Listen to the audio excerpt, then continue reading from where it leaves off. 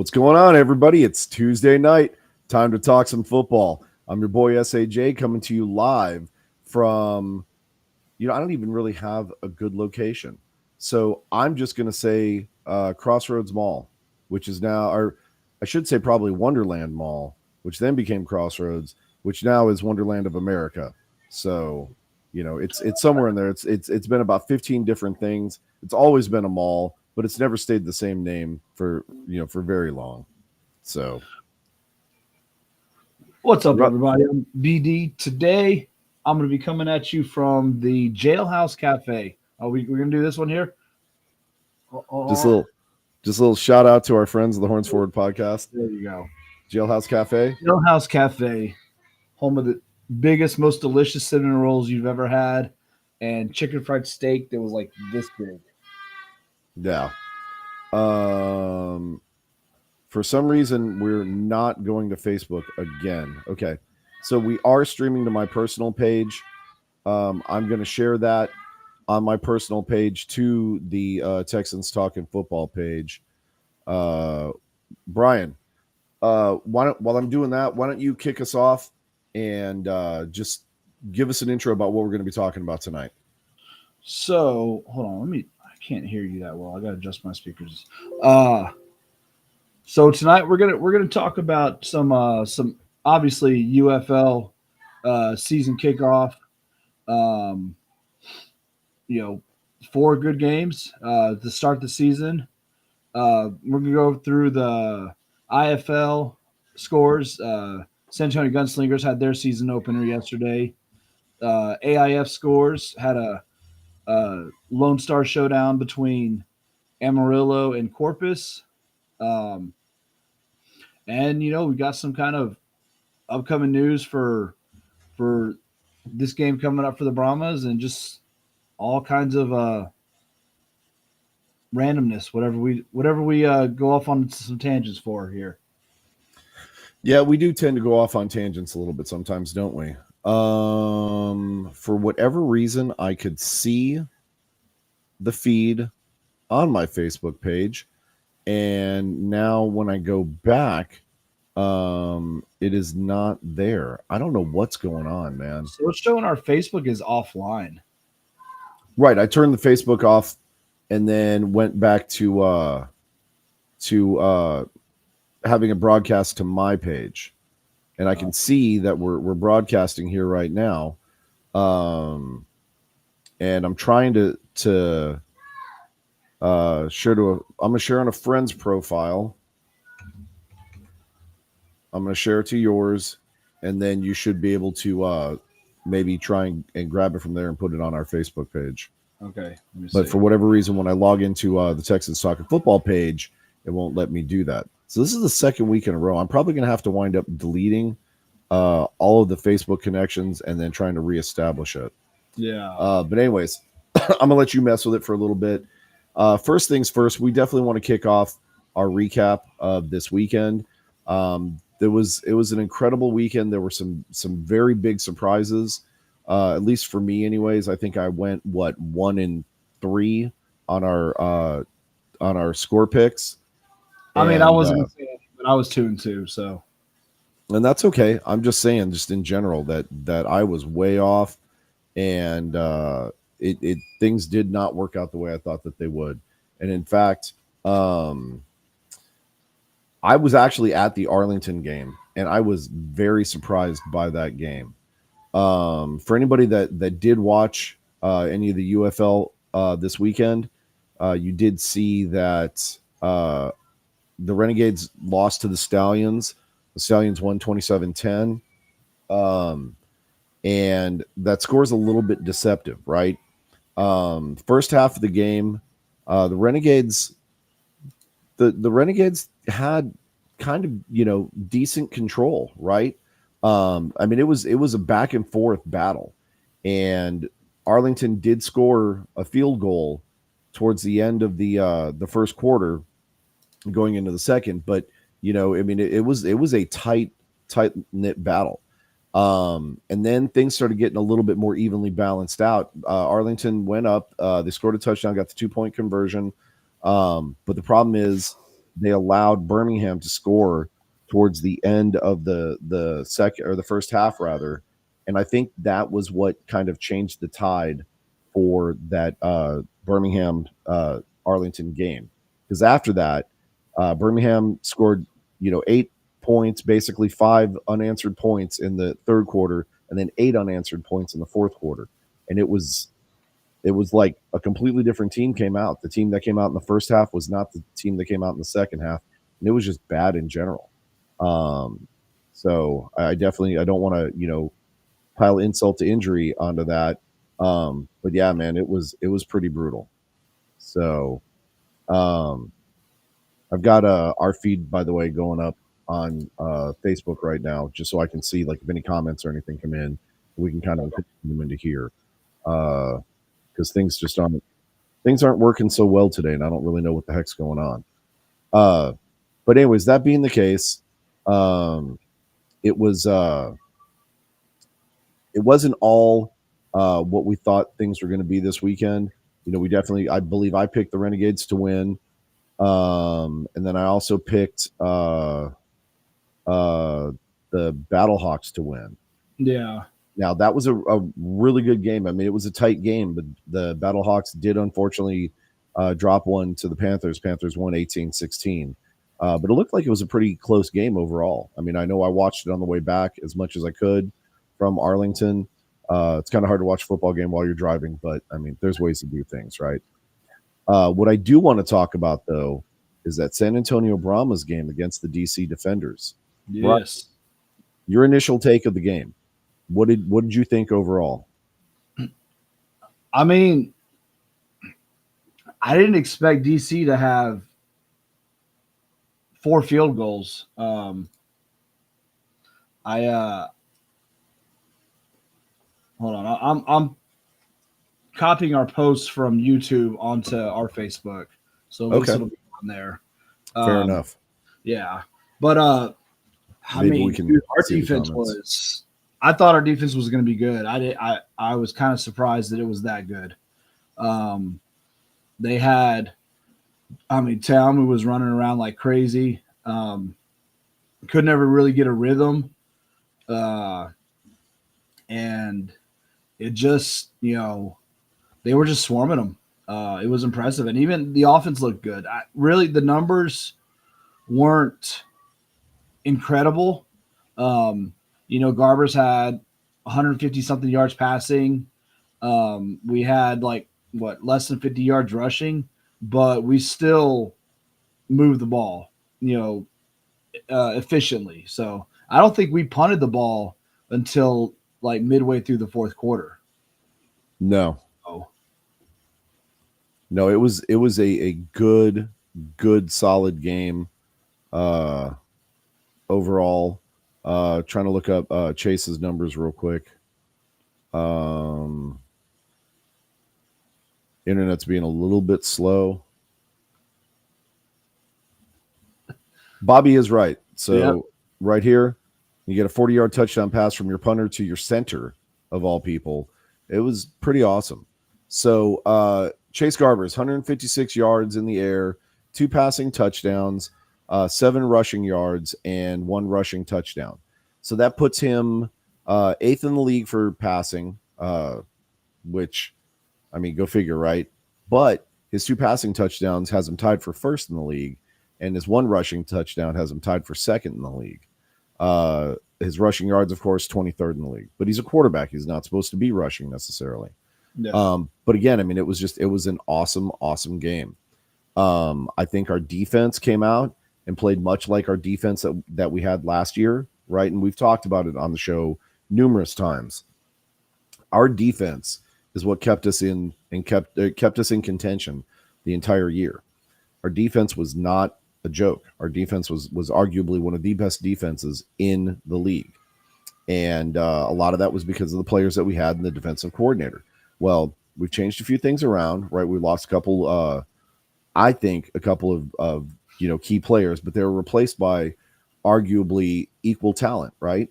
Our defensive coordinator is different, but they're running a lot of the same schemes, a lot of the same pressures that our guys know, and we're just able to get out there and dominate. what I think our biggest difference this year, besides the fact that it's Wade Phillips and AJ Smith. AJ Smith, yeah. AJ Smith. I'm surprised I remembered. But a little bit different scheme. But the fact that we have, first of all, an offensive line that can hold. Second of all, an offensive line that can actually open up and make some holes for our running backs to get through. But more importantly, an offensive line that can keep the pressure off the quarterback enough so that the quarterback can actually find a receiver open and get the ball downfield and get it downfield accurately, right? This is not a knock towards Jack Cohn. Jack Cohn, if you look at his college stats, he's a solid quarterback. Maybe not top 10 type quarterback, but definitely in the middle of the pack, right? If we're talking NFL kind of standards. And so that's a cat, though, that needs he needs a line. He needs somebody to be able to hold for him so he can plant, read, find the receiver, complete the pass, right? Garbers is a different quarterback. He's a much more mobile. He's a much more active quarterback. So he's going to buy himself the time that he needs. He's going to be able to make the drops. He's going to be able to roll out to the sides. And we've seen him throw on the run, and he's accurate on the run. Oh, yeah. So completely different offense from last year. I really think that it's the first game. I don't want to get too crazy.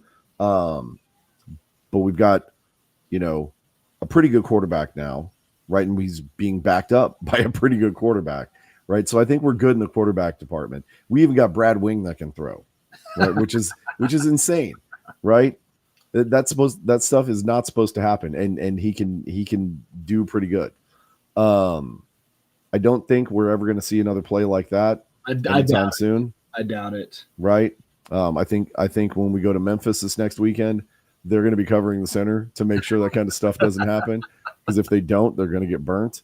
Although, if they cover the center, we run another fake punt like that. They cover the center. One of the first two options might actually be open because that's why they threw it to him. They say he was the third option and was never supposed to have gone to him. He just ran in the center field. He was supposed to be a decoy, but nobody covered him. Because they said, who the hell's crazy enough to throw a 25-yard pass to a center? True. Well, Brad Wing is crazy. Brad Wing. And it was awesome, and I loved it. Yeah. And the interview that they did after the game when they were talking about it, it was so much fun. Brad Wing is just such a fun, entertaining player. Yeah. Our center, Mollett, another, character. He's much more quiet and reserved. Brad Wing is much more the extrovert and just, making a ham out of himself. But they both said, they were like, I can't believe this actually worked. It was awesome. But yeah, so obviously my favorite part about that play is, going back and actually watching the broadcast is on the intro to the game. They actually, Mollett was one of the ones featured. He talked about, I've always been passed up. I've always been looked down on in my life and stuff like that, or something like that, something along those lines. And he always been the underdog. Yeah, always been the underdog, always been looked past or something. And he was the one that made the biggest play of the game and the most talked about play that probably the UFL, XFL, USFL has ever had. Now, I will say, it almost seems like we're kind of setting the standards, right? Hear me out. Last year, we had the only return in the XFL. We had the first. We didn't have the only. I'm sorry. Yeah, no. Were a couple we had after us. We had the only return for a touchdown. No, there were other touchdown returns. I'm gonna have to check that. I think check it out. We were the first. I think you're lying to me. I know we were the first because we were. Yeah. No, we were not there. That was the Vegas game. Jorge was there. We were not there, and I still regret not going to that game because it obviously was a lot of fun. But fine. So we were the first, and I think we were the longest. I don't know about that. We'll have to check all that. But still, we set the trend for that. Now we're setting the trend for trick plays and getting big men touchdowns. So you're saying some other team's going to have a thick six in the next couple weeks? I hope to hell not. I want that to be ours, right? And I know you love that name. I do. I love that name. I love that name. It's so funny. Turns my stomach. It just it just bothers me. Told you I'm getting a jersey with it on the back. Yeah. I know you are, and it's repulsive. But I'm probably going to be ordering some jerseys too. So we're not going to talk about where we get them from. But what we will talk about is the fact that overall, very impressive performance, right? Our odds overnight basically went from plus 1,400 to what? 650. Like 650. Yeah. Right? So better than doubled. So yep. Hopefully you if you placed a bet on it, you did it last week. Right. Because now before Sunday. Yeah. Because I'm telling you, as we go on through the season and pick up more wins, those odds are just going to drop further and further and further, and it's going to be like a 10-1 kind of thing, you know. We're going to gain steam. We're going to be a force to be reckoned with this year, just like we've been saying the whole off season. New attitude, new blood, new fire. I mean, we're gonna, and I say that knowing full well that this is week 1. And then we literally just completed one game. Yeah. But we believe it that much here in San Antonio, that San Antonio is going to be a force to be reckoned with. Now, to kind of wrap up the week, let me look at schedules again. We've got the last game. No, I don't want the San Antonio Brahmas. Come on, guy. The last one was Memphis and Houston, right? Which that pretty disappointing performance from Houston. Yeah, and so we definitely have some friends that are out. Oh, look right here. That's right. The Thick Six himself. Torre's burner account. Yep. But yeah, we're definitely ready for the slow boats, right? I forget. I made a comment earlier somewhere about us sinking the fleet, right? So, but we're going to talk about that in a little bit, right? The upcoming games. We're not quite there yet. I will say I was very surprised that Houston had more than what they could handle in the Showboats. I mean, I knew the Showboats were going to be a decent team, but based on what they showed last year, I thought Houston was going to be able to handle them no problem. I mean, this is a 5-5 team that we're talking about from last year, and they came in and handled Houston like they were nothing. I hate to say it.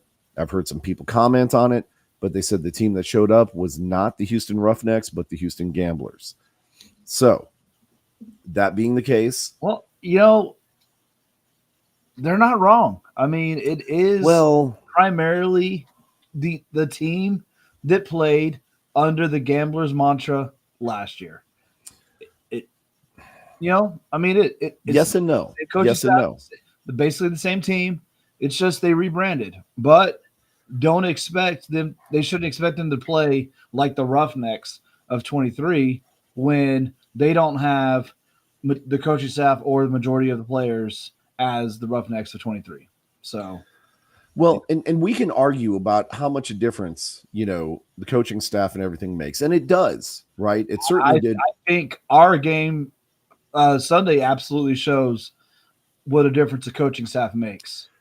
But make the comparison, right? Full disclosure. I mean, if you're going to do an apples to apples comparison, you're comparing Hines Ward, a person who's never coached professionally. He's assisted in coaching, but he's never been a head coach. And then Joey Porter, again, another guy who's never coached. I mean, absolutely. These are both Hall of Fame players who've never coached a day in their life, not on the professional level. And then you throw them in the mix and tell them, hey, now you got to coach this team. I think our defensive coordinator at the time, who got canned 3 weeks in or whatever it was. That was the offensive coordinator. Our offensive coordinator, I'm sorry. He was the only person who had any kind of professional experience whatsoever. And obviously it wasn't very good professional experience because they switched him, right? Yeah. And they went with the kickoff coach. Yeah, running backs. There you go, running backs coach.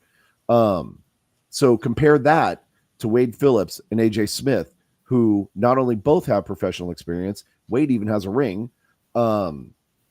They've worked together for years, so they know each other's style. They know what's expected of each other. So making those two comparisons, yeah, 100% we got an upgrade. But the Houston Gamblers coach was not exactly a slouch himself. Granted, he didn't do so great last year, but the guy's got experience. He knows what to do. I don't know if it was because they just weren't ready for the showboats, or maybe the showboats actually are better than what they showed last year. Maybe they made the same kinds of upgrades that we did that are now making them relevant. But whatever it is, Houston definitely was not the Houston that we expected to see this year. Yeah. And that's kind of rough. So let's look forward to week 2, right? Because we've got a lot of really good games coming up. Obviously, San Antonio is going to be going to Memphis, and there's going to be a contingency of us going along with them to support them, and probably wind up being more of us in the stands than them. We'll see what happens. That's a little bit of a long shot and kind of a jab at the It team. may not be more of us, but we'll probably be louder and rowdier for sure. Well, that's definitely true. I mean, we proved that in Arlington. But that is a huge game for us, because right now, as it stands, there's only one XFL team with a win, and that's us. But the problem is it came against another XFL team. So all the USFL teams are 3-0. The Houston game, I mean, they're a UFL team, but they're a USFL team, but they got beat by a USFL team, so it doesn't really count. You know what I mean? So against USFL against XFL this week, USFL is 2-0. So, but that's going to change this week here. Well, technically, 1, 2, yeah, they're 2-0. Yeah, 2-0. Yeah. I said what I said. I said what I said. Check this out. Bobby's saying that Memphis is only selling tickets on the home side this weekend as well. That's they're only doing that for the whole season, at least for right now, unless some major demand pops off. But yeah, they're only selling tickets on one side. So is Birmingham. So, right. And I'm not sure. I don't think Michigan is, and obviously Houston isn't. So I think Birmingham and Memphis are the only ones that are selling on one side. I believe Michigan is restricting their sales to one side as well. Oh, really? Really? Yeah. Okay. Yeah, I'd have to go back and confirm that. But if you look at their numbers that they had from last week when St. Louis went up there, and by the way, I would say at least a quarter of their sales, it sure looked like to me, a quarter of their sales were from out-of-town visitors. There was a lot of blue in that. And not the Detroit Lion blue that they were trying to pass off as the Michigan field. Thank you. Like, come on. Thank you. Paint your field. Paint the end zones. And you would think it wouldn't be that hard, right? But apparently they couldn't paint the end zones in Michigan's colors, and they couldn't even complete the logo on the field. Yeah. Right? But let's go one step further. To do it for the championship game. We had DC on one side, Arlington on the other, So let's go one further though. Houston didn't even put their logo on Rice. The Rice logo was in the middle of the field. There wasn't even a UFL logo there. It was the Rice Field. Wow. Yeah. Rice University, I should say. Yeah, it was bad. So not the greatest of showings. Didn't look like we were quite ready there. But many of the other fields were looking a lot better. Okay. So maybe they just, spent more time getting the concessions lined out and uniforms and stuff. Maybe forgot about the field or something. I don't know. I'm hoping this week, that old guy from the Snickers commercials that said great googly moogly, maybe he's out there repainting it and getting it all ready. We'll see. But looking forward, right? We've got an incredible game. 1-0 Brahmas against the 1-0 Showboats. They've got a pretty good showing, but I honestly think that their quarterback is Coral, I believe. I'd have to go back and look. No, Cookus is the Memphis Cookus, that's right, Cookus. Coral is Birmingham. Right. I knew it was one of those irrelevant ones. Yeah. I'm kidding. But I think our defense should be able to handle that offense no problem. So it's gonna come down to what our offense can do against their defense. I do think that with Phillips having 18 million years of experience with football, I'm sure he's cooked something up for them. And I'm pretty sure the Stampede is going to come in and sink the Showboats. No problem. Okay. One game I'm definitely going to be keeping an eye on just because I want to see how they bounce back from 2 close losses. that Renegades Battlehawks game. It's going to be interesting to see, how God, what the heck is his name? The coach for St. Louis. Anthony Beck. There you go. I can't believe I forgot Beck. But it's going to be interesting to see because Beck is a competitor, right? Beck does not like to lose. I tell you, I think this is going to be a walk in the park for the Battle Chickens. They first home game, coming off of a loss like that, and Arlington's just not that good. So I think St. Louis is just going to curb stomp them. Well, and see, so here's my problem with that, and here's the X factor. Arlington does have Luis Perez, and we've talked about how he's the king of spring football. I mean, when it comes to spring football, there's very few that have done it better, and this guy lives for this. But for whatever reason, that magic of last season that carried them to the championship is just not there, right? And so I don't know. Are they going to find that magic again? Are they going to have, a week's worth of, receivers working with the quarterback to find those connections again and see what they can do to get that drummed back up?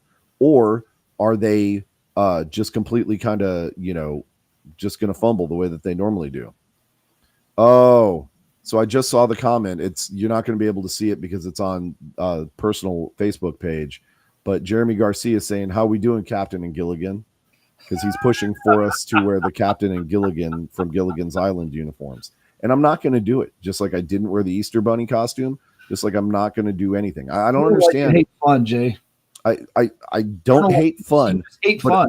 I don't understand what Jeremy's obsession is with seeing me in some kind of costumes or something. I think there's something, I don't know. No judgment. Like, we don't care. But not that there's anything wrong with that. Yeah, there's nothing wrong with that. But I'm not a costume guy. It's not going to happen. So my costume is my jersey and my hat backwards and a lot of fake cadence calls coming out. That's it. That's what I do. That's my thing. But again, oh, look right here. Right? And you're not wrong. Right? Yeah. If Perez isn't doing it, right? Throw the second guy in, see what he can do with it. And it could be something that simple. Maybe Perez lost his mojo. Maybe he's just, he's firing on an empty tank. I don't know. And again, it's week one. So, somebody's got to win. Somebody's got to lose. True. I mean, let's maybe pump the brakes on replacing every quarterback who lost. But, I mean, you're not wrong, especially somebody the caliber of Perez. We'll see what happens, though. Real quick, I can't put it up, but Jeremy said he surprisingly didn't see me this past game. That's because, again, we're on the visitor side, harassing the team, doing our job for the team. And there was a picture taken of our friend from the northern regions of the territory. Our good friend Ballhawk One did come down for the Brahma's home opener. Yep. And he actually sat with us for a while.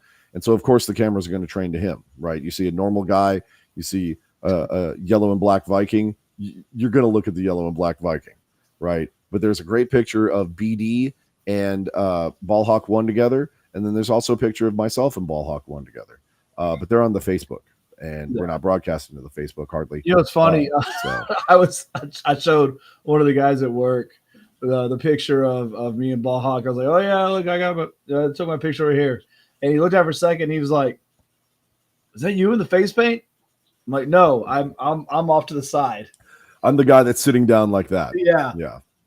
So again, Arlington, they're going to have their hands full, and if Perez doesn't find that magic, man, this is going to get messy. On Sunday, we've got the Stallions and the Panthers. I think that's going to be a good game. I think it's going to be a decent game, but I think the Stallions are going to walk away with that one. Right. I mean, we are talking about, the two-time reigning champion Birmingham Stallions, and they've played Michigan before. They've handled Michigan before. I don't see this coming out any differently. I would be really surprised, though. It is, I believe, a home game for Michigan, so maybe they'll have home field advantage. We'll see what happens. The other game that I'm very interested in watching, right, because I definitely want to see our Houston contingency bounce back from that loss last week. Roughnecks versus the Defenders. Defenders are going to be coming into that game. It is a home game for them, but they are going to be coming into that game with a chip on the shoulder, looking to prove that, they're still a contender. And Houston, with as bad as they played on Sunday, they've got a lot of things to figure out, and they've got a lot to prove, right? There's a lot riding on this game for them. Oh, yeah. Unfortunately, I don't see it going Houston's way, but who knows? I mean, we could be wrong. But so my picks for this week: Brahmas over Showboats. It is going to be Battlehawks over Renegades, Stallions over Panthers, and Defenders over Roughnecks. So I'm going Brahmas, Battle Chickens. I'm going to pick the Panthers. Oh. And DC. Oh, very interesting. Very interesting. Wow. Our friend, and again, I can't share it here, but our friend Jorge said Arlington is where magic goes to die. So, but as we know, there's no love lost there, right? And there's really no love lost here for our friends in, I should say our frenemies in St. Louis. P.S. 2 weeks. 2 weeks, you guys are coming to San Antonio. Be ready, because we're going to be throwing some battle chicken fajitas on the grill, and we're going to be serving up some good old food to go along with that big old L you guys are going to be taking. I said it. Lock it in. Now, that's kind of all we got for the UFL. Again, it's interesting that we've got, a lot of our players. Before we jump off the UFL, I did want to mention something, because I was watching the replay. ESPN, fix your damn Skycam. Every shot that they showed of our game on the Skycam, we were a ugly neon green, and the defenders were like a orange. It looked absolutely horrible. Like, calibrate your colors on your cameras or whatever you got to do, and just fix that crap, because it looked horrible. Yeah. But, I mean, you're not wrong, right? And we're supposed to be, presenting a professional package here. What's up, Jackie? Again, we're a little bit of a delay because for whatever reason, our restream is not broadcasting to our Texans Soccer Football page, so I'm having to do it to the personal page, and so there's a little bit of delay. But it's good to see you, right? Tu temporamacita. Let's go. Bobby is right. The numbers were actually pretty solid. I'm surprised that we pulled in 900K plus for our game. Just, with the timing and everything, but it makes sense, right? I know a lot of people that I talked to who were not able to make it to the game said that they did have it on while they were doing stuff at home, getting ready for their Easter festivities and whatnot. So that's at least cool, right?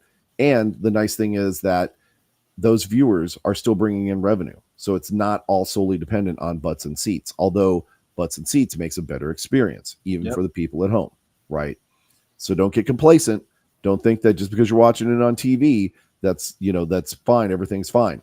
We want to make sure, especially for that St. Louis game, that we are packing the dome. Get as many of your friends as you can there. It is not even close to being near as fun watching these games on TV as it is being in the dome for them. Yep. So, there is something about the roar of the crowd, the energy that you get from the people that you're surrounded with, just that vibe that you're never going to be able to duplicate at home. So make sure, as Johnson said at our town hall, give them one game, right? Yep. Couldn't make it out to the Easter game. That's fine. No big deal. There's plenty of opportunities, plenty of ticket sales reps. Our friend James Carr, for example, you can reach out to him. You can see what kind of package deals they can do, or some of these amazing seats that they can get you for a really good price. Come out and try it one game. One game. That's all we're asking. Okay. I'm telling you, once you try that one game, you'll be hooked, especially when you have some of our battle chicken fajitas and some of our delicious Brahma beer that we serve up to everybody. And in fact, our friends at the Horns Forward podcast are working on some deals. There may be some really big things coming in the near future. I can't say anything because that's for that show, and Jackie would absolutely murder me if I said anything. And Jorge might bring me back to life and murder me also. And DJ might take some stabs at me as well. But Jackie's over here saying there's group sales, there's the bullpen, there's the Lone Star Club, lots of cool opportunities. So if you're looking for an experience, give it one game, right? Come check it out. Jackie just gave me the shh emoji. And that's fine. Again, we're not saying anything. We're just saying that there might be some things that are going to be said on our other podcast, or well, the group podcast, the Horns Forward podcast, right? And that's about like 7 plugs that we gave you guys. So you owe us a beer or something, man. That's crazy. Anyways, moving on. Okay, so UFL, nice tight bow, wrapped up, done. Okay, let's talk some IFL football. This was an absolutely crazy weekend. Okay. We don't talk a whole bunch about the IFL. I mean, we do here. We try not to talk too much about, some of the other teams and some of the other craziness and stuff that's going on and whatever, just because, things get a little bit much, right? Because there's 16 teams in that league. But what I will say is that there were a couple of really great games. The Sioux Falls Storm at Massachusetts Pirates was a great game. It was a lower scoring game, but it was a tight game all the way throughout. Massachusetts won 49-41. Really close game. Another fairly close game, Duke City at Frisco. Now, this one's important, right? Because Frisco is essentially the reigning champs. And they did get bumped out of the playoffs in like the final round, I believe it was. But for the most part, the team's exactly, essentially the same. However, they're not playing the same. If you look at the last 2 games that Frisco has played, they have struggled against their opponents, trying to get ahead. Now, they have won, but they've struggled the entire time. And the Frisco Fighters of last year never struggled against an opponent. They would put them away quickly, and they would just coast out that lead, right? Yeah. Anytime an opponent would start making a push back, then they dump on, 16, 18, 21 points. Like they would just dump it on. No big deal. They scored 49 points this last week, which, that's not a shabby, score. Now, obviously the week before the 31 was not what we were used to seeing from them, but maybe they got it figured out. They had 1 week kind of knocked off the rust and they're back to their old selves. So, they're winning. They're 2-0, they're beating the teams that are put in front of them. So, yeah, like Bobby said, every game was close. Except for the one on Sunday, which we'll get to. And that was their own damn fault for that too. But we'll get to that one. But even Tucson Sugar Skulls, Northern Arizona Wranglers, Northern Arizona won that game 54-48. But it was a good, entertaining game. Bay Area, Arizona, Bay Area won that one 47-41. Vegas Nighthawks beat Jacksonville Sharks 39-33. And then, arguably, the game of the week. Okay? And yes, granted, it is still within 9 points. But it sure looked worse than what it was. It was only an 8-point win, like on a technicality, on the last play fluke. So, yep. San Antonio Gunslingers went to San Diego Strike Force and wound up losing that game 69-61 in the last 3 seconds of the game, right? San Antonio was ahead. Check it out. This is how good this game was. In the fourth quarter, there were literally 9 lead changes, okay? That's a 15-minute period. And they're going back and forth, back and forth, back and forth. It was insane. Maybe it was the second half. It was the second half. It was. Yeah, I might be going a little bit crazy on the numbers. There were 7 lead changes in the fourth quarter. Right. The second half, it was. I'm kind of doing some quick math here. Let's see. 12. So 12 lead changes in the second half.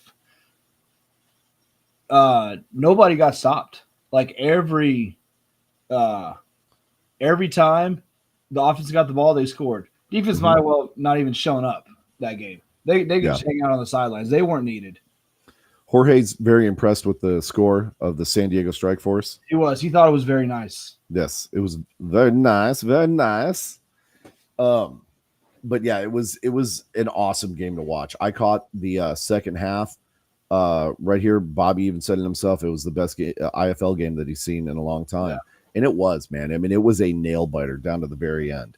The only problem that I have is that San Antonio had a chance to still be in that game when they received the kickoff with 3 seconds left, and they didn't down the ball.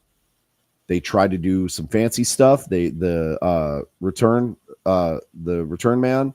They're just trying to pitch it back and do that, which, I mean, the fourth lateral, it was supposed to go over one of the gunners' heads, and instead it went right into his hands, and he ran it in for a touchdown. Yeah, which is where the last 6 points got. So really, it should have. It was a 2-point game.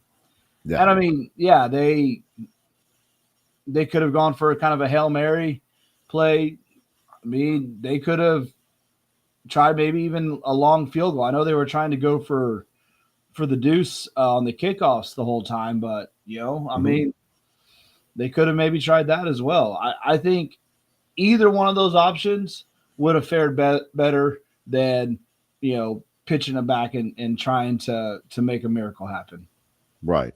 Now, I think it's important to note that, again, this is kind of a revamped team in a new league, right? San Antonio was in the NAL last year. Yeah, it's brand new coaching staff, brand new team, brand new quarterback, and I mean, they held up.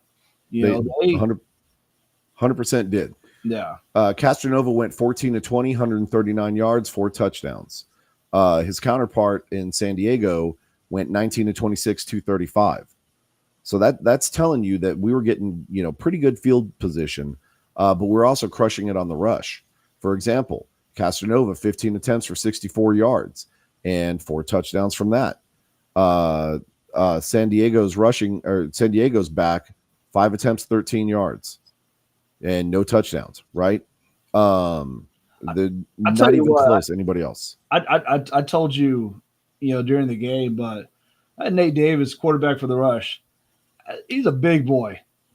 And I was getting feelings of old Hefty Lefty watching him play. Not Hefty Lefty when he played in the Arena League and he was like 360 pounds. I mean, like the Giants Hefty Lefty, Yeah. But he was a big boy. Yeah. Speaking of thick six, he's a big dude, man. Yeah. He's not what you would expect from a quarterback. Hey, what's up, Rig? I'm seeing people pop in like 30 seconds after they jump in. But yeah, so we're broadcasting to my personal page because our Facebook page is not working. So there's a little bit of a delay. So if I don't get you right away, it's not that I don't like you guys. I'm just trying to do double duty here, and I'm not that smart, so it doesn't work. So, but anyways, yeah, San Diego unfortunately did best the Gunslingers in their first game of the season, which comes 3 weeks after the season started. Basically, it's a really weird schedule. We still don't fully understand what's going on there. I mean, who doesn't want to start their season with 2 bye weeks? Hell, that's true, but how would things have gone if we didn't have those 2 bye weeks, right? So this weekend, San Antonio will be coming home for here it is right here. Here's Davis's stats. 6'2", 225. He ain't no 225. Maybe turn that second 2 into a 5. Yeah, flip those last 2 numbers. That sounds about right. 252. I can see that. Yeah.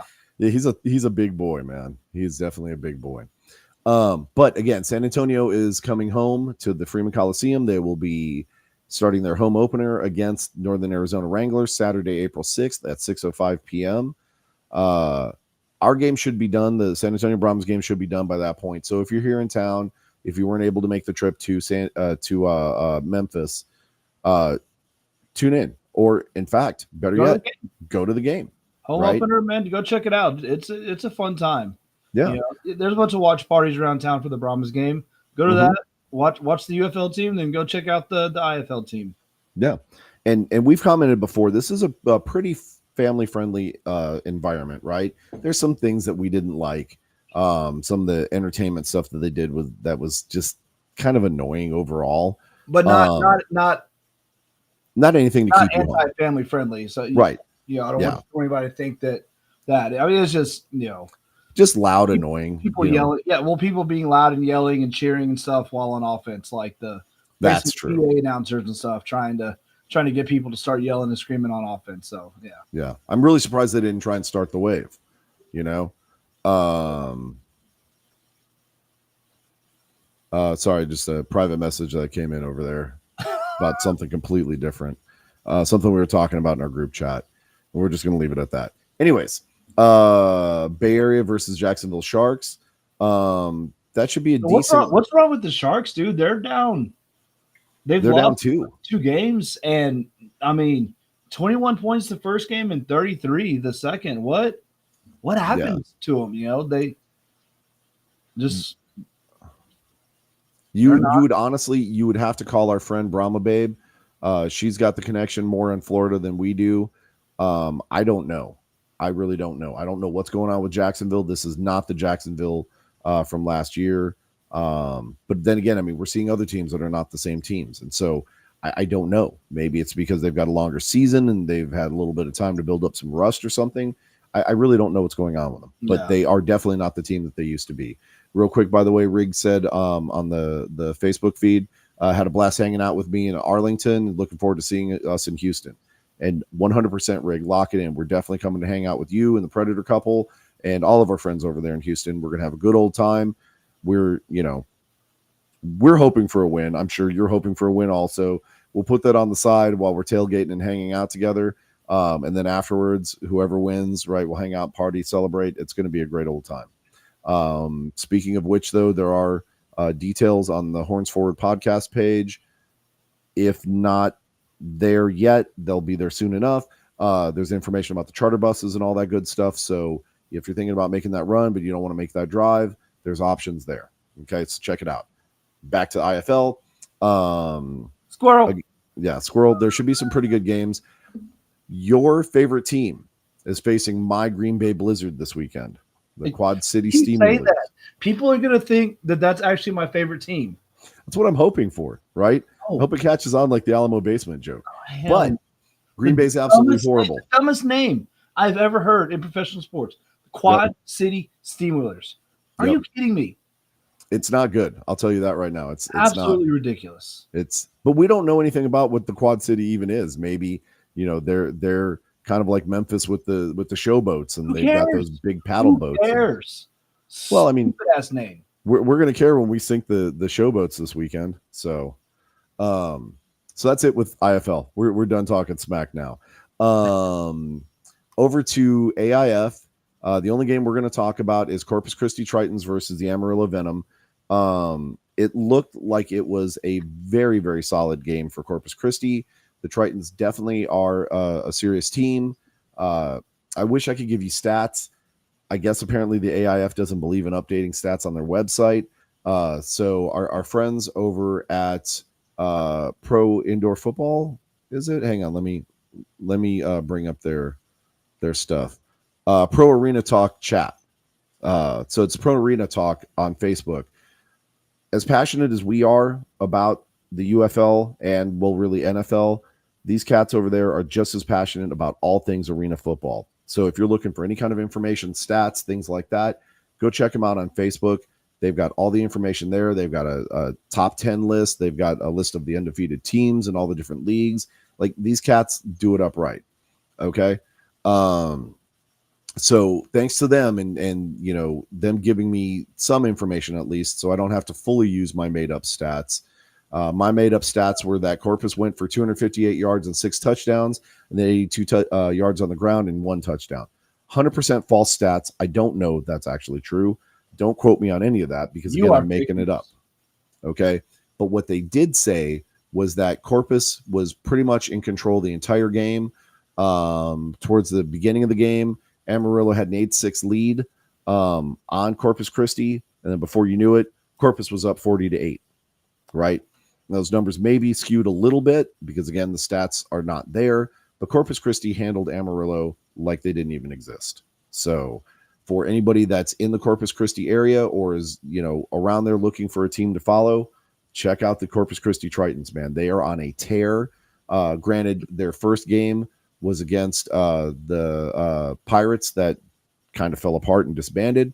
So they got a 2-0 win. Didn't really show what kind of talent that they have. But they are a team to be reckoned with. I mean, for them to just put that kind of a shellacking on somebody when the rest of the league is in the 30s and 40s, maybe, yeah, Corpus Christi is going to be taking that league by storm. Now, that being said, I am going to try and bring up a window here that I'm going to share with everybody. Let me see if I can put it over here. Bum, bum, bum. Bum, bum, bum. Not that you guys aren't important, but I've got to find this. Because it's important, right? And I want to make sure that we talk about this. There's been some craziness going on in the UFL, and you guys know me. I mean, I'm a little bit antagonistic, and I call things out when I see it that's wrong. Okay. Trying to see if I can find this post. But 100%, I thought it was on his Facebook page. No. It was. Where was it at? Here, I can pull it up here. I know what you're talking about. Yeah, you pull it up. While you're pulling it up, I'll prepare everybody that for what we're about to go into. There's a couple of things that we're going to share here. Some of this information is kind of sensitive. Not that it's not necessarily for public knowledge, because in fact it is. It needs to be talked about. But Brian's going to bring up a comment that somebody made on Jorge's page. It's a picture of Jorge and his son, and basically the caption is like father, like son. They're both basically pictures of them, shouting out to the team, whether it's support or, throwing jeers at the team, whatever. 100% somebody came along and commented and said, you shouldn't breed. All right, here, that kind of behavior. Bring it up, please. Because I want to make sure that our guests see it and see what we're talking about here. So, Jorge, I don't mean to put you on the spot. I do apologize. Not that you're worried about, public spotlight, but again, we talked about it. I know you're cool with it, but I want to make sure that our guests know about it also, because this is absolutely insane. You got it? Yeah, should be coming up. I've got a blank screen on my end. So I don't know if you guys can see it out there. On mine. Okay. Yeah, I don't know if you can see it out there. If you can. Oh, there it is. There it is. Again. There it is. Yeah, put it back up. Runs it. Yeah.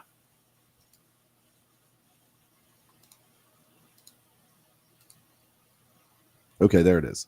All right. You got it now? It says, please stop breeding. Okay? Yeah. Why, on God's green earth, would you come by and say something like that to somebody? This is a man who is passionate about football.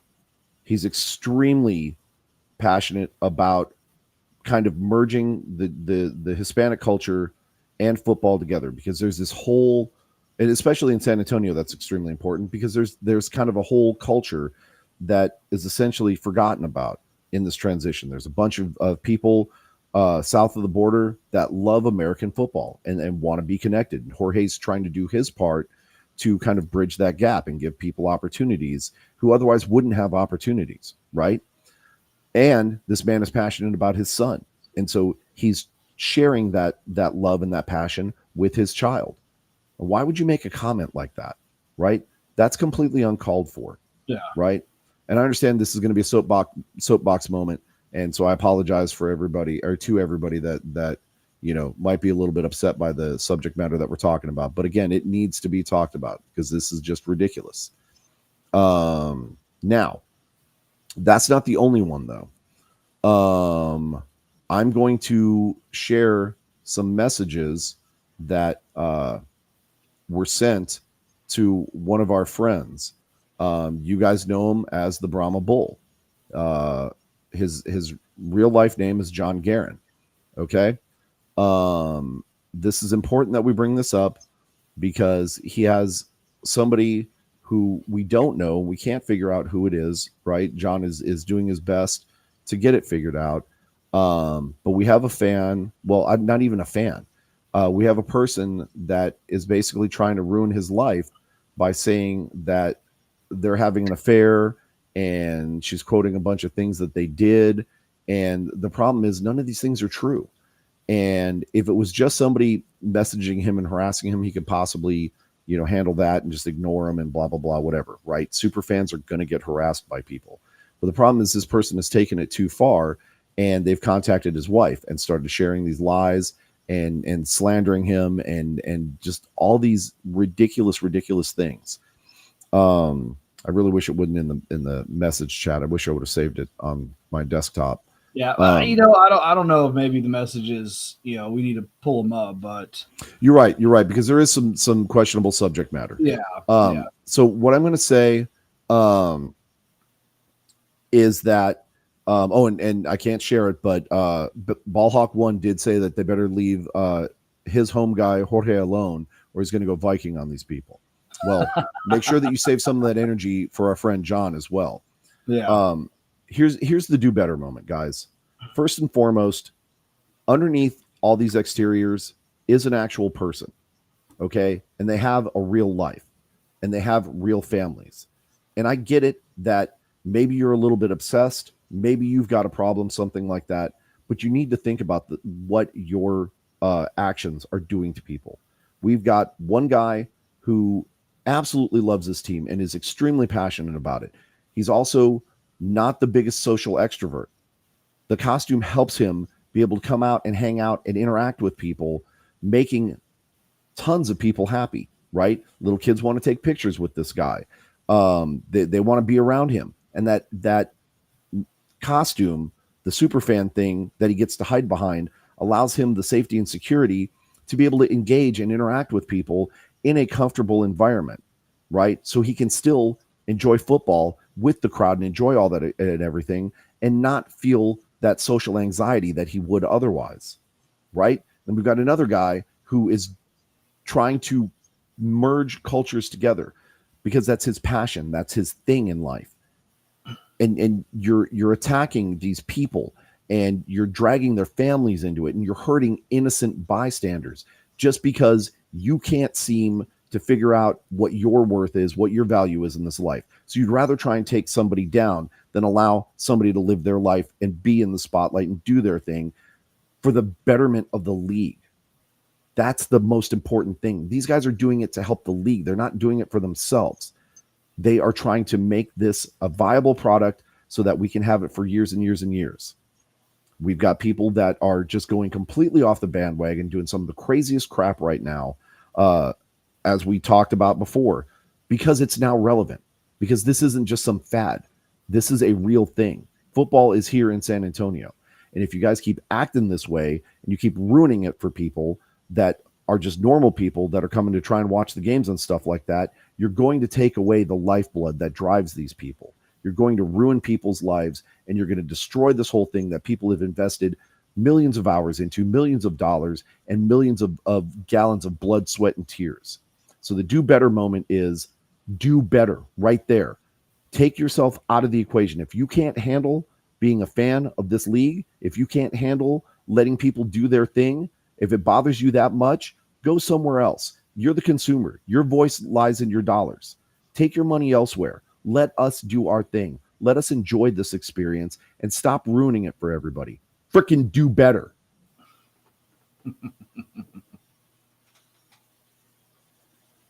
You got anything else to add? No, that's it. And like you said about Jorge, and it's not just him bridging the gap between culture and all that. He's being a dad. He's spending time with his son. He's creating these father-son memories. And I don't know what that chick meant by the comment. Maybe it was her way of saying like, "Oh, well, you're cheering for the wrong team" or something. But the way it came off was just absolutely inappropriate and had no business being said. But there's a man with his son building that fatherly son bond, and there's nothing more wholesome than that. So for someone to just make a comment like that on something like that is just it's disrespectful. It's uncalled for. Just absolutely ridiculous. Yep. Now I will say, full disclosure, I had a moment myself this week where I made a mistake and I let myself get too involved and too passionate and too connected with something that didn't need to be that involved. I also reached out to the person that I was having the tiff with, and I apologized to him. And we buried the hatchet. And I'm not saying that we're the best of friends or anything like that, but we've got an understanding. We have a peace among us. We're able to get along. And I will be running into this person, I'm sure, at some point at one of the games. And everything's going to be fine. Why? Because we both chose to take the adult route, bury the hatchet, leave it be what it is. We're both passionate about our teams. We're both very animated people, but we're not going to let that ruin the experience for everyone else. Right? And I'm sure if the roles were reversed, the person that I had the problem with would have probably reached out to me and apologized to me also, because they view it the exact same way. Okay? That's what you're supposed to do. If you have a problem with somebody, talk to them, work it out, apologize if you need to, right? But be an adult about it. Don't ruin this experience for everybody else, right? Like, just like, we're connected with a couple of different networks. I don't want everybody to think that we're just a bunch of big jerks and bullies and we're attacking people and stuff like that. Yeah, we talk trash, but BD and I's thing is that we're talking trash about the team. Yeah. We're talking trash to the players to get them razzed up and stuff like that. We're doing the false cadence calls and making all kinds of noise and trying to do everything we can to distract people and whatever. But at the end of the game, BD, if we lose, BD and I will be the first ones to say, you know what, you beat us. Brian, who's our best friend over there in DC? Oh, our boy Bellamy? Yep. Oh, he loves us. Yep. He's a defensive lineman.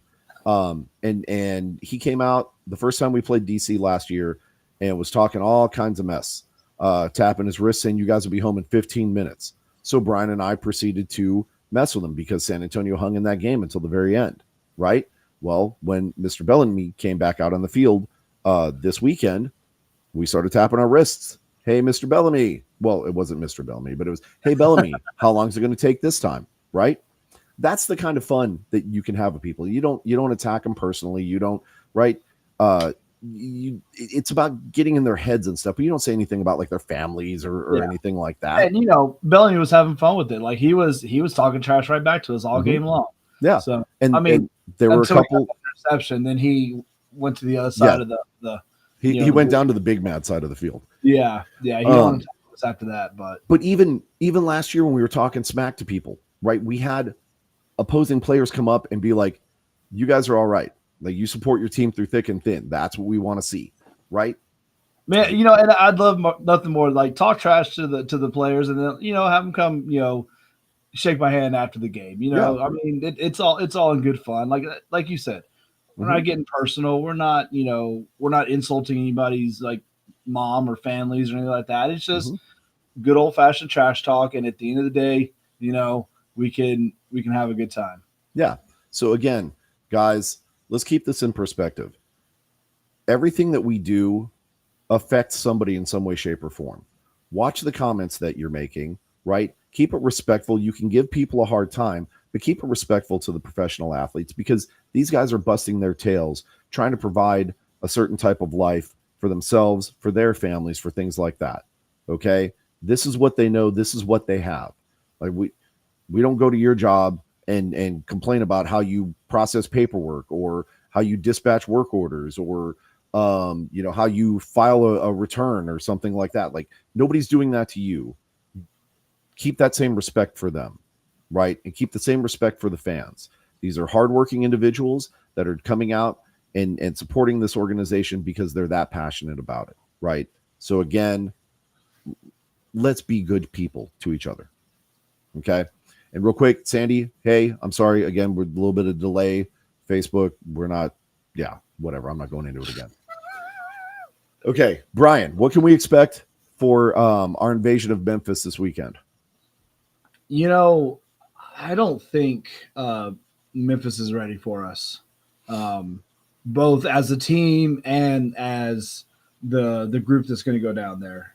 There's going to be maybe 10 of us, less than that, traveling together or going to the game together. And, there might maybe a smattering of Brahmas fans in there as well. But I can guarantee you the 10 of us that are going to be there are going to be loud, going to be rowdy, and those fans not going to know what the hell to do.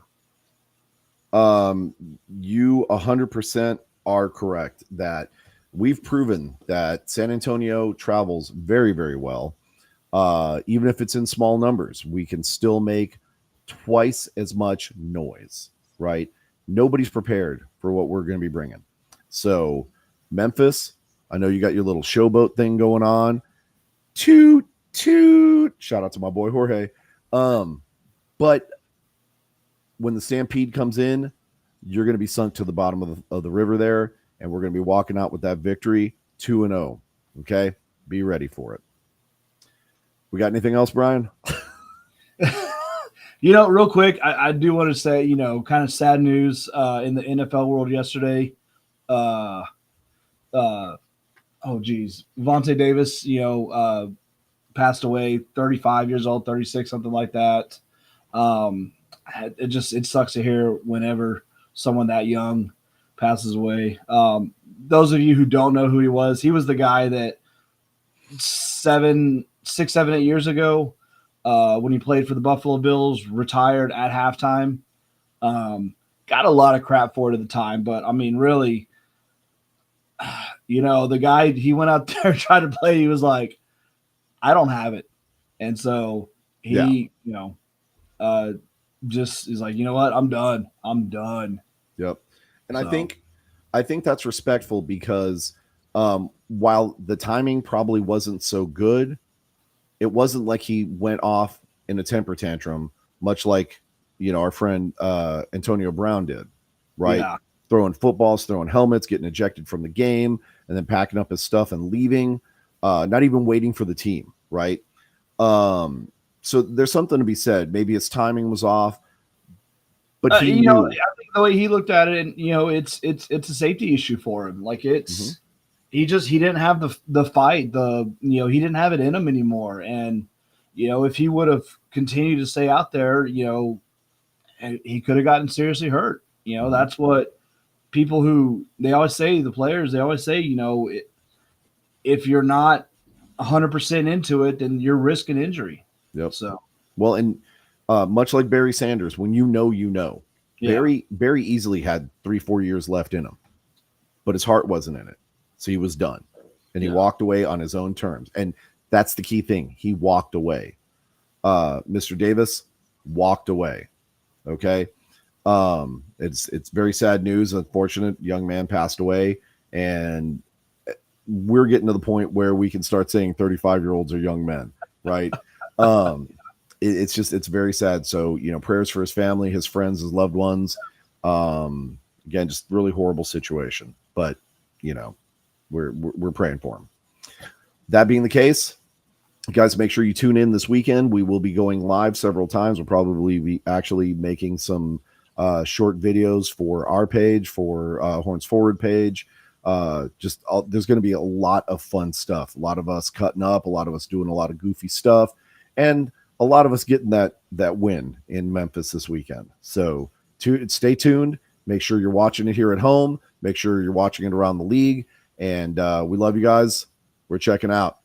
Later, guys. Horns Forward. See ya.